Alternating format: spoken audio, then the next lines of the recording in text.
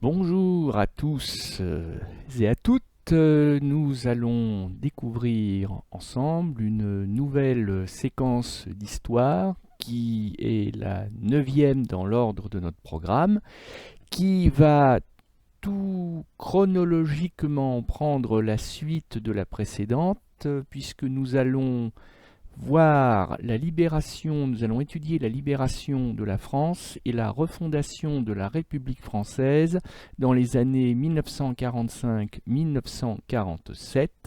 Nous allons donc tourner définitivement la page de la défaite et de l'occupation au cours de cette séquence.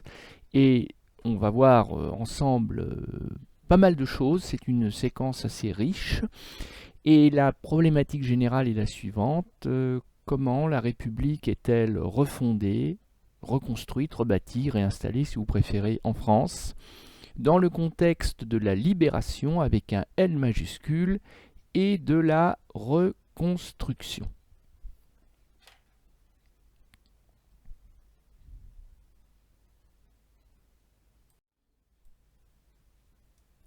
Alors, comme d'habitude, avant de nous lancer dans le vif du sujet, en étudiant plusieurs dossiers portant sur la libération du territoire, sur la refondation de la République, la reconstruction économique et la reconstruction sociale de la France et de la société française, nous allons commencer dans un premier temps par planter le décor géographique, qui sans surprise sera à l'échelle du territoire national, à l'échelle du territoire français de métropole, et nous allons bâtir ensemble la carte de la libération.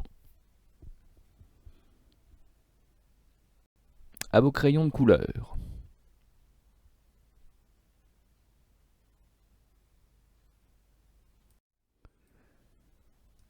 Grand A, la libération du territoire français métropolitain. Et donc la question que nous allons aborder et qui nous permettra de nous repérer à la fois dans l'espace et dans le temps est la suivante. Quelles ont été les circonstances et les étapes de la libération du territoire de la France métropolitaine au cours de l'année 1944 ? Vous verrez que pour l'essentiel, effectivement, tout s'est joué en 1944.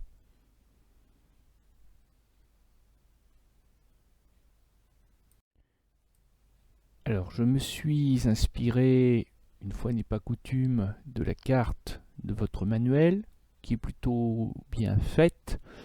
Donc, j'en ai repris les traits essentiels. Et avant de commencer donc à reproduire la carte, nous allons déjà commencer par l'exploiter. Donc, mettez-moi sur pause et prenez le temps d'observer la carte et sa légende. Alors, comme vous pouvez le constater, on a donc bien affaire à une carte à l'échelle de la France métropolitaine et qui comporte trois thématiques, trois parties dans la légende. Donc, une partie plutôt dynamique, avec des flèches dans tous les sens, enfin pas tout à fait dans tous les sens, mais beaucoup de flèches, beaucoup de flux. C'est ce qui concerne les opérations militaires, les déplacements de troupes, et donc globalement les acteurs militaires qu'ont été les alliés britanniques, américains et aussi les Français libres. Puis vous avez des plages de couleurs, avec des dégradés de vert, qui vont nous permettre de bâtir la chronologie des territoires libérés en France au cours de l'année 1944.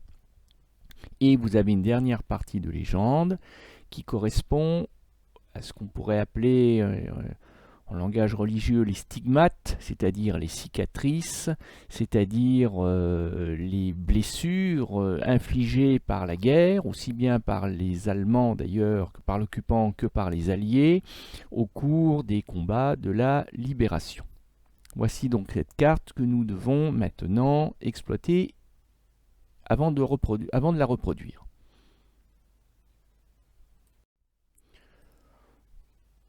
On l'a vu très rapidement, trop rapidement comme toujours, mais on en a déjà parlé lorsqu'on a étudié les grandes étapes de la Seconde Guerre mondiale.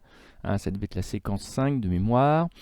La France a été libérée par 2 débarquements alliés, donc le premier, le principal, le fameux D-Day que nous en français on traduit par le jour J, le débarquement des Américains, des Britanniques et des Canadiens sur les plages de Normandie, qui ouvre donc le front d'Europe occidentale, qui va permettre par la suite de libérer Paris et puis ensuite de permettre aux Alliés de se porter sur le Rhin pour attaquer le territoire du Grand Reich. Ça, c'est le 6 juin 1944. Mais pour prendre les Allemands en tenaille, pour les attaquer dans le dos, un deuxième débarquement moins important mais tout aussi décisif se déroule le 15 août 1944 en Provence. Et donc il est cartographié également sur cette carte et il est générateur aussi de flux puisque les troupes qui débarquent en Provence le 15 août 1944, l'opération Dragoon, vont remonter la vallée du Rhône pour là encore chasser l'Allemand du territoire français.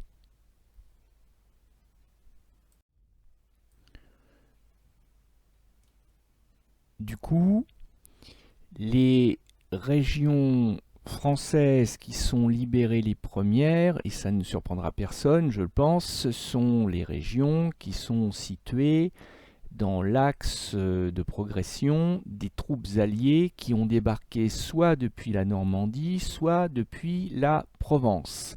Donc par exemple, la grosse tache en vert très foncé, en vert pomme foncé, là c'est la presqu'île du Cotentin. La Basse-Normandie sont libérées entre juin et août 1944 et ensuite, au fur et à mesure que les Alliés progressent vers l'intérieur des terres, vers Paris, eh bien c'est toute la Bretagne et puis toute cette région comprise entre la vallée de la Seine et la vallée de la Loire qui sont libérées par les Alliés. Alors que plus au sud, c'est finalement le quart sud-est du pays qui va être libéré entre août et septembre 1944, au mois d'août, par les Alliés qui remontent la vallée du Rhône à vitesse accélérée. Par la suite, toutes les régions qui sont en vert beaucoup plus pâle, dont la région Auvergne d'ailleurs, sont des régions qui ont été libérées à peu près en septembre 1944, sans véritable combat, puisque ça n'était pas stratégiquement des territoires qui comptaient, soit pour résister, là c'est du point de vue des Allemands, soit pour libérer le territoire, ça serait du point de vue des Alliés. Donc ces territoires ont été libérés au cours de l'été et on voit bien que en septembre 1944, la quasi-totalité du territoire français a été libérée, à l'exception de quelques poches de résistance qui sont en rouge sur le littoral français, en particulier autour de Royan, en particulier autour de La Rochelle, autour de Dunkerque, quelques ports dans lesquels les Allemands se sont enfermés et ils ne se rendront d'ailleurs parfois que le 8 mai 1945. Ils vont faire de la résistance jusqu'au bout.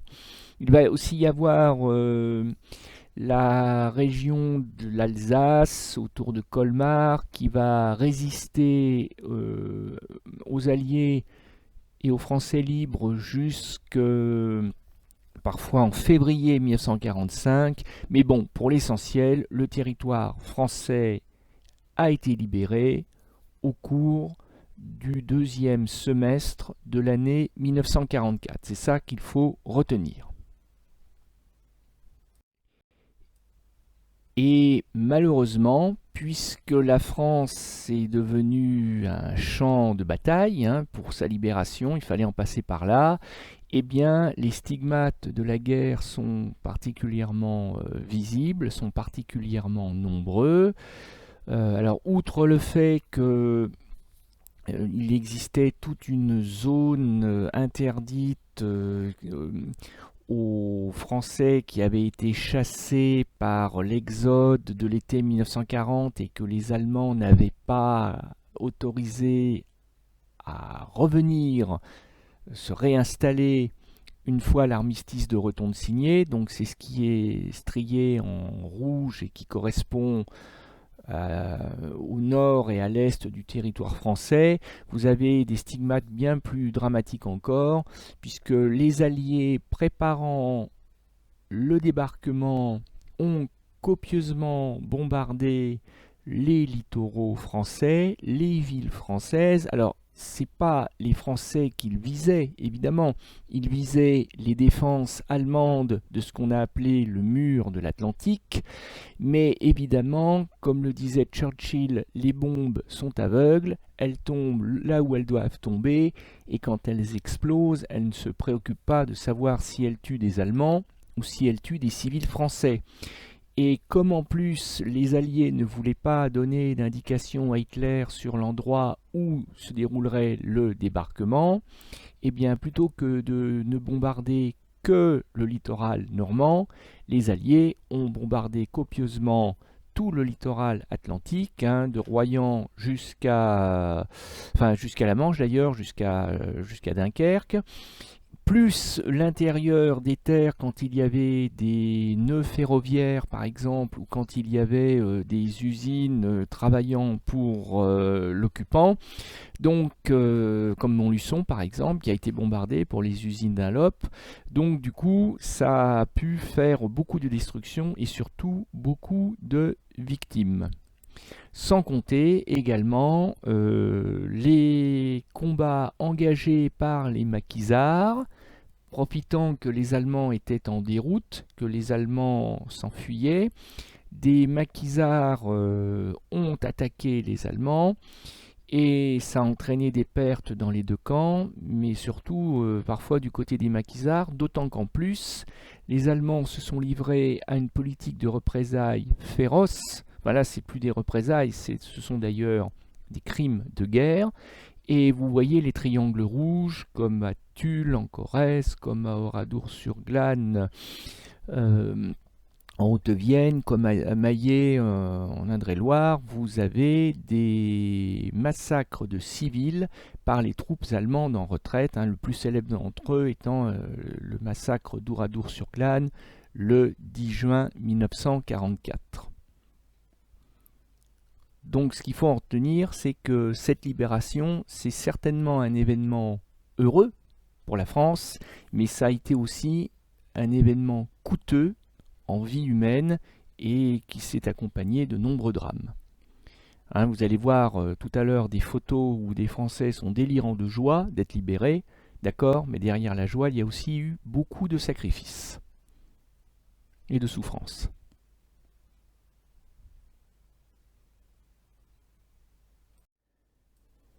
Alors normalement, vous devez avoir dans votre NT la planche 1 qui va bien, comme on dit chez les militaires, la planche 1 qui va vous permettre de compléter avec moi la carte du jour, la carte de la libération de la France à l'été 1944.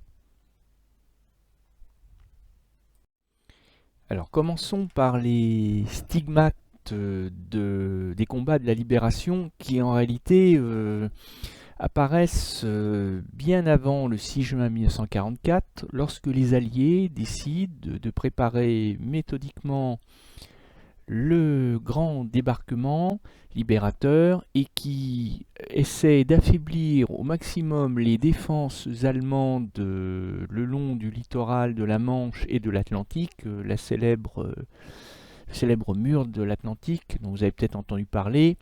Et donc les Alliés bombardent très régulièrement les lignes de défense allemandes, mais ça implique également le bombardement des villes, le bombardement des ports, le bombardement des nœuds ferroviaires, des grandes gares, mais aussi des usines qui travaillent pour l'effort de guerre allemand.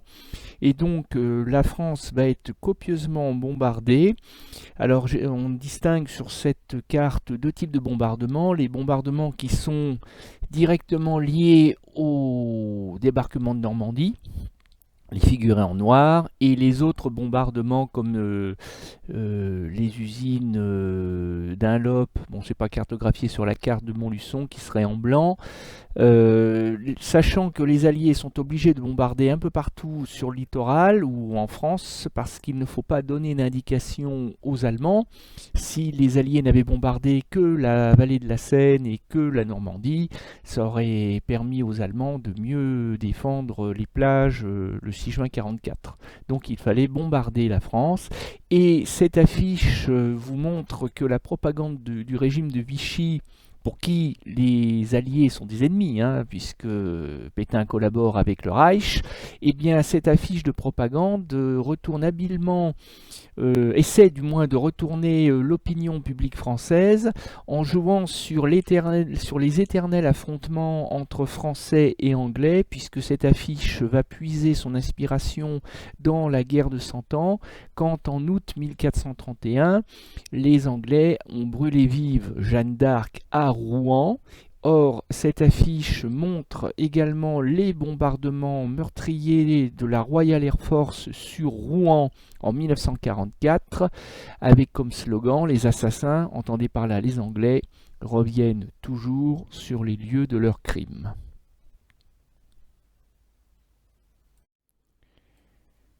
Alors ensuite, n'oublions pas les principaux massacres, crimes de guerre, représailles collectives exercées par les Allemands en retraite, comme à Oradour-sur-Glane le 10 juin 1944, où les 642 habitants du village sont exécutés et le village lui-même incendié.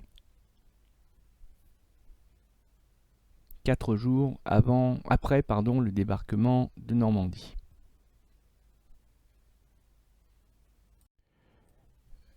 Ajoutons enfin ce qui, à mon avis, le principal traumatisme, la principale stigmate de la libération, c'est cette ambiance de guerre civile qui, depuis les années 1943-1944, fait s'affronter des Français résistants contre d'autres Français collabos, pétainistes, comme vous voulez.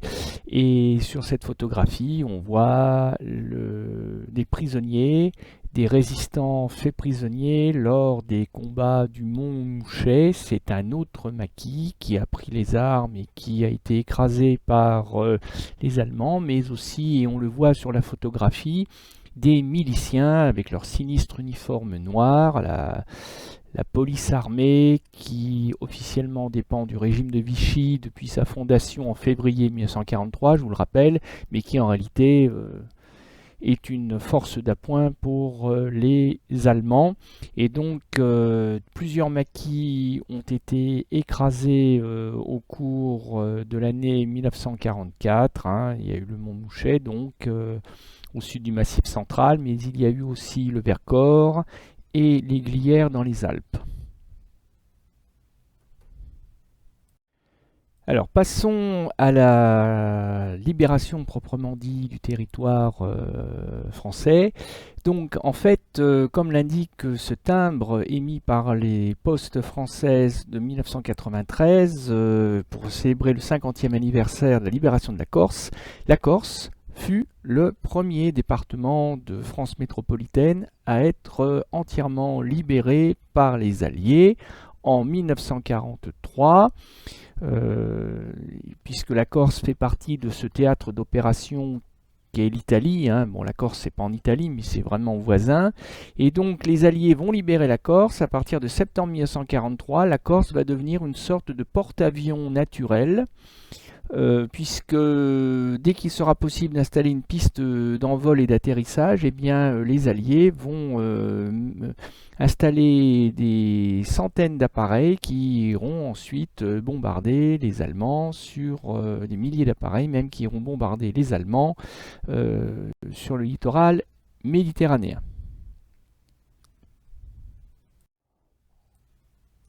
Ensuite, la presqu'île du Cotentin, c'est-à-dire ce qu'on appelait jusqu'en 2016 la basse Normandie, est le théâtre de la plus formidable opération de débarquement jamais vue dans le monde, dans l'histoire de l'humanité, l'opération Overlord, le D-Day, comme le disaient les Américains, le jour J, comme nous le disons en français, le grand débarquement de Normandie, qui va permettre aux alliés britanniques, américains et canadiens de commencer la libération de l'Europe occidentale.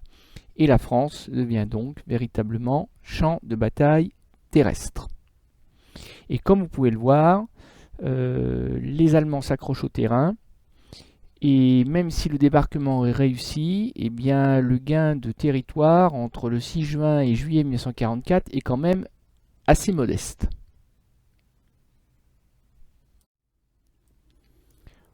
Ensuite, c'est la libération de Paris le 25 août 1944 qui prouve que les Alliés ont réussi la percée sur le front de Normandie.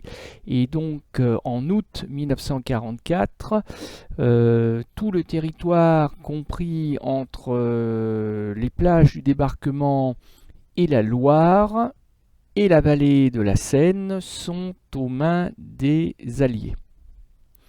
Sans compter que c'est moins connu, mais je vous en ai déjà parlé, les Alliés débarquent également au sud, c'est-à-dire dans le dos des défenses allemandes. Le 15 août 1944, opération Dragoon, c'est le débarquement de Provence où 150 000 Français de la première armée libre du général de Lattre de Tassigny débarquent et, soutenus par les alliés américains et britanniques, vont libérer pratiquement tout le quart sud-est du pays en remontant la vallée du Rhône, puisque c'est leur objectif, direction Lyon.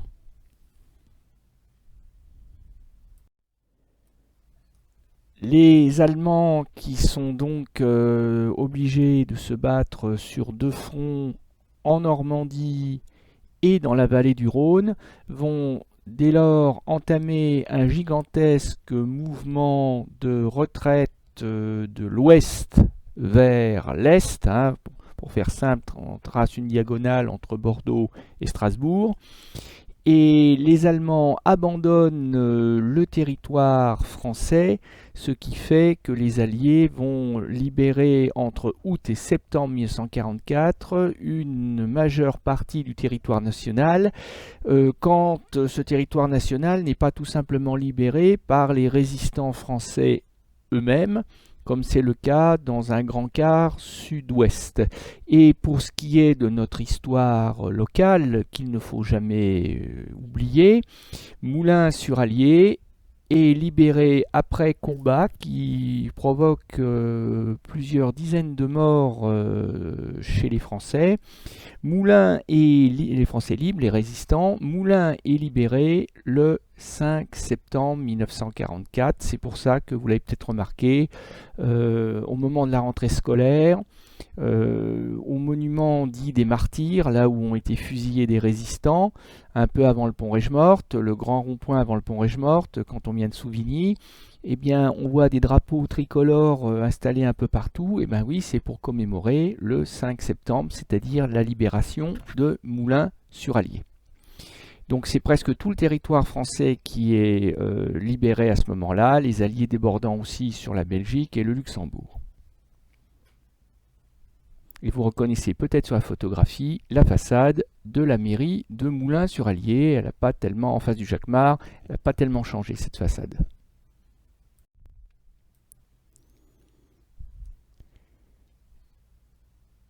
Fidèle au serment lancé dans les sables du désert de Libye à Koufra en 1941, le général Leclerc et ses hommes de la 2e division blindée arrivent à Strasbourg et font flotter le drapeau tricolore sur l'unique flèche de la cathédrale de Strasbourg, ce qui signifie que, à la fin de l'année 1944, à très peu de choses près, l'intégralité du territoire métropolitain français est enfin libérée des griffes des nazis.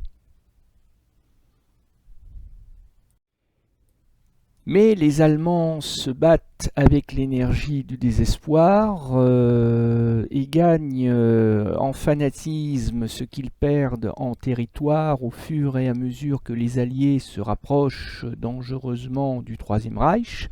Donc les combats deviennent de plus en plus durs et certaines poches de territoire restent aux mains des Allemands et vont rester aux mains des Allemands pratiquement jusqu'à la fin de la guerre. Les Allemands s'enferment dans un certain nombre de ports, en particulier du côté de Brest, du côté de Lorient, du côté de La Rochelle, Royan, sur l'Atlantique, et vont résister jusqu'à pratiquement la fin, puisque à La Rochelle, je crois me rappeler que les Allemands se sont rendus le 8 mai 1945, c'est-à-dire le jour de la capitulation officielle de l'Allemagne nazie, rendant les ports de l'Atlantique totalement impraticables, évidemment, pour les Alliés.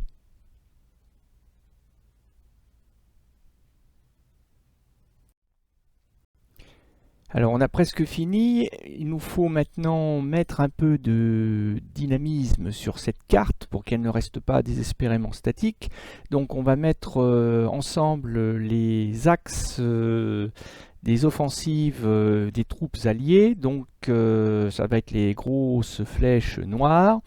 Donc les flèches noires qui partent de la tête de pont constituée par les plages de Normandie au soir du 6 juin 1944 et qui vont ensuite foncer vers le nord, vers la Belgique, vers l'est, c'est-à-dire vers le Rhin, en prenant soin, je vous le fais remarquer une nouvelle fois, de contourner Paris, qui n'est pas considéré, et d'ailleurs à juste titre, comme un objectif militaire.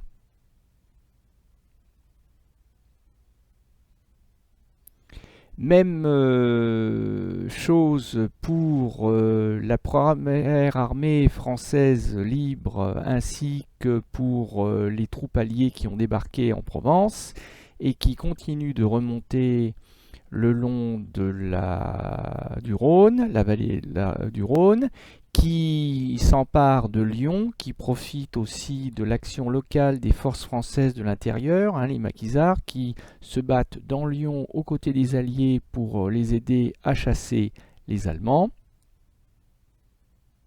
Direction, là encore, le Rhin.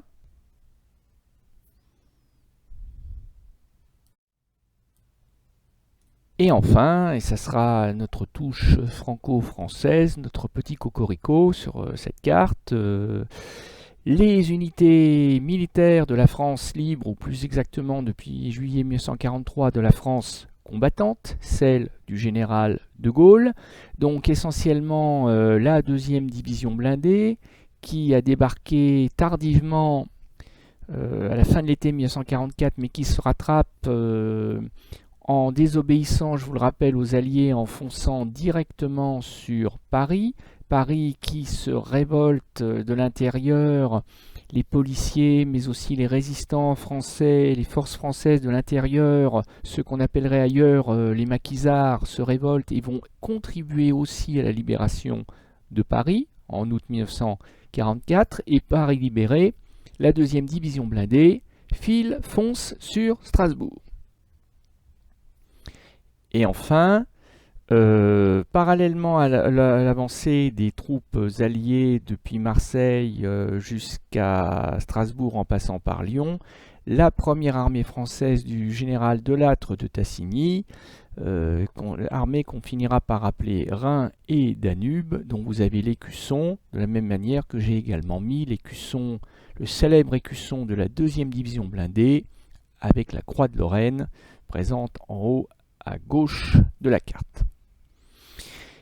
Eh bien écoutez, je ne sais pas ce que vous en pensez, mais ça nous fait quand même une belle carte, hein, donc voilà.